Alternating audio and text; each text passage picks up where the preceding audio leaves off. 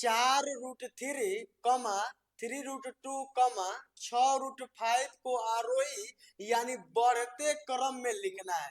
यानी जब इस तरह का प्रश्न देता है तो मन में एक विचार आता है कि इस क्वेश्चन को सॉल्व कैसे करें, यानी छोड़कर हम लोग आगे चले जाते हैं। लेकिन जब बिल्कुल समझ में आ जाएगा ना तो क्वेश्चन कभी छूट नहीं सकता है। तो आइए सबसे इसको बेहतरीन तरीका से, सबसे इजी तरीका से इसको सॉल्व करने का प्रयास किया जाए। सबसे पहले समझिएगा कि यहाँ 4√3 दिया है तो सबसे पहले रूट को हटाना पड़ेगा। तो रूट को हटाने के लिए क्या करना पड़ेगा, जैसे 3 है तो 3 लिख देंगे, ठीक ना।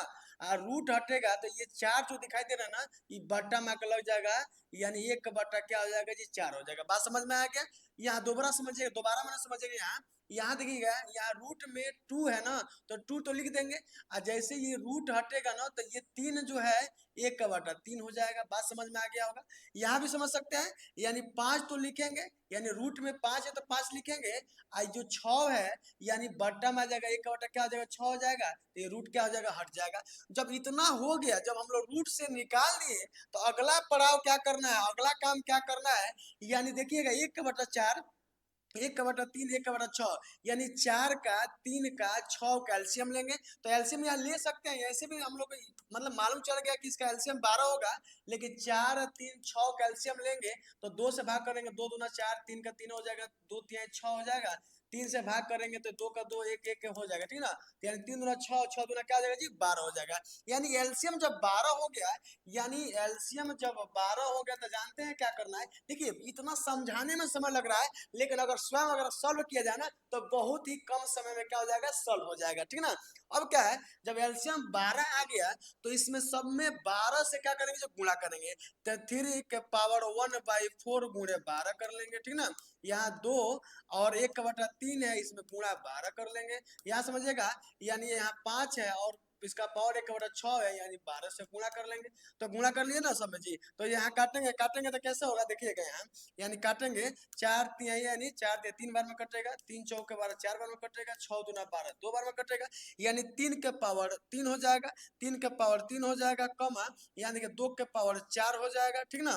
यहाँ क्या हो जाएगा जी 5 के पावर 2 हो जाएगा। बात समझ में आ गया होगा। यानी इतना जब समझ में आ गया तो देखिए अभी यहाँ से कितना सिंपल है, यानी 3 को 3 बार गुणा करेगा, 3 3 29 27 हो जाएगा, ठीक ना। यहाँ समझिएगा 2 को 4 बार गुणा करेंगे, 2 दूना 4 4 दूना 8 8 दूना 16, यानी 16 हो जाएगा, ठीक ना। अब अगला बात क्या है, यानी 5 के पावर 2 है तो 5 या 25 हो जाएगा, ठीक ना। अब समझिएगा, यानी बढ़ते क्रम में सजाना था, यानी सबसे पहले छोटा देखना है। तो तीनों में छोटा कौन है जी, तो छोटा हमारा क्या है जी 16 है। तो 16 है तो देखिए ऊपर जाइए, यानी ये है। अब देखिए इसको हमने पहले क्या इसको रखा गया था मान, यानी 3√2 है, यानी सबसे इसमें छोटा कौन है जी, यानी 3√2 है। अब इससे बड़ा यानी मुंह उधर कर दीजिए, ठीक ना। दूसरा क्या है जी, यहाँ 27, यहाँ छोटा हो जाएगा बड़ा हो जाएगा, यानी 25, यानी 16 के बाद से 25 होगा। अब 25 यानी ये, इसका मान क्या है जी यहाँ, यानी 6√5, तो 6√5 लिख लेंगे, ठीक ना।